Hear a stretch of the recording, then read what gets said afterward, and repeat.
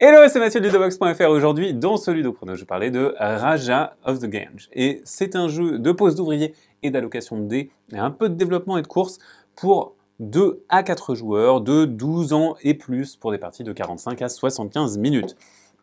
Dans ce jeu, les joueurs vont essayer d'être le meilleur Raja, le meilleur seigneur indien, et pour ça, il va falloir non seulement acquérir du prestige, qui se trouve ici sur cette piste, mais aussi de l'argent.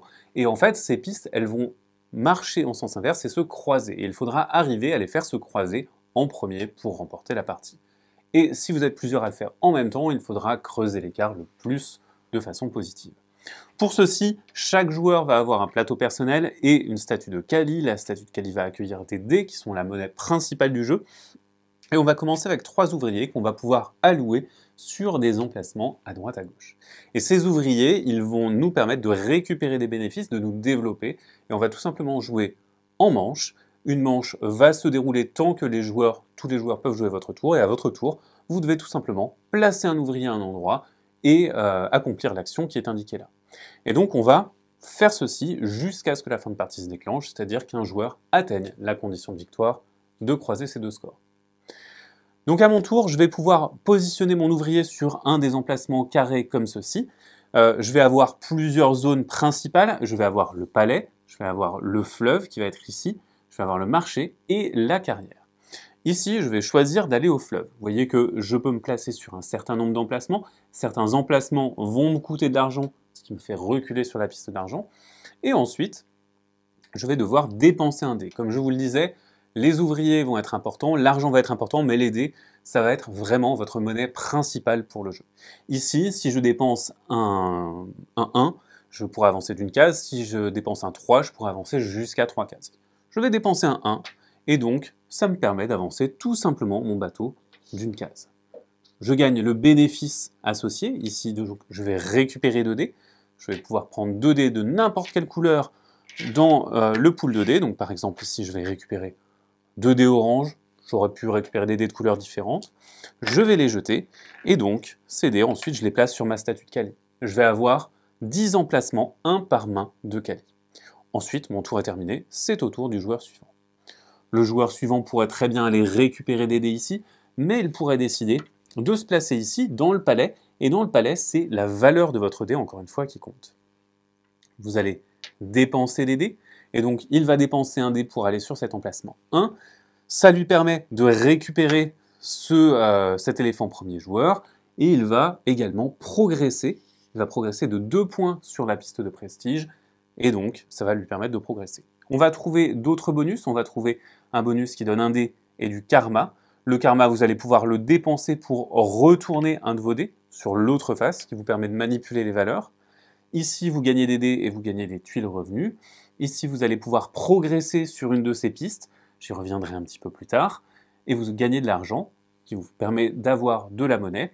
Ici, vous avancez de 6 cases sur le fleuve, ce qui vous permet d'aller beaucoup plus vite. Et enfin, ici, vous allez pouvoir améliorer votre domaine. Vous voyez qu'ici, je n'en ai pas encore parlé du domaine, c'est tout simplement qu'il y a une action qui va être associée.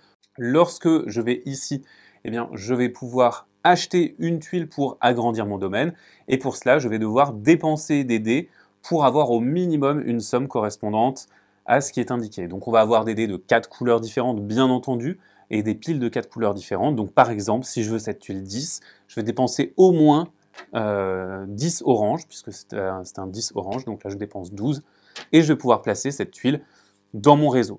Lorsque je place une tuile dans mon réseau, eh bien, il va se passer un certain nombre de choses, et je vais pouvoir trouver un certain nombre d'informations sur les tuiles. Déjà, si j'arrive à connecter mon domaine à un des bonus de revenus, eh bien je vais marquer ce bonus, donc ça va me permettre d'avoir des petits avantages. Ici, par exemple, je marquerai 3 argents, donc je vais tout simplement les indiquer ici. Sur les tuiles, on va pouvoir également trouver des marchandises, des usines à marchandises, comme ceci, vous en avez plein de différentes, et vous allez pouvoir les valoriser en vous rendant au marché. Là encore, il faudra dépenser des dés, avoir certains types de marchandises, mais ça va vous permettre de progresser sur la piste d'argent. Vous allez également pouvoir trouver des bâtiments de prestige. Lorsque vous construisez un bâtiment de prestige et qu'il arrive dans votre plateau, vous allez marquer des points en fonction de cette échelle. Donc si vous progressez sur cette échelle notamment grâce au Rajamansing, eh bien vous allez gagner plus de points de prestige et donc vous allez monter plus vite sur cette échelle de prestige. Monter vite sur les échelles va vous permettre de débloquer des ouvriers supplémentaires. De la même façon que si vous progressez très vite sur le fleuve, vous avez également la possibilité de récupérer un nouvel ouvrier.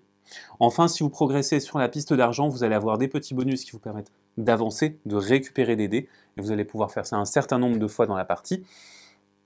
Et la partie va donc se poursuivre de manche en manche.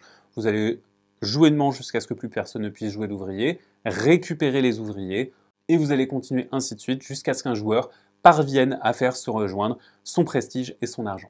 Et alors, la fin de la partie est enclenchée, on va tout simplement finir le tour en cours et voir qui remporte la partie, qui est arrivé à creuser le plus grand écart parmi ceux qui sont parvenus à faire se croiser leur score.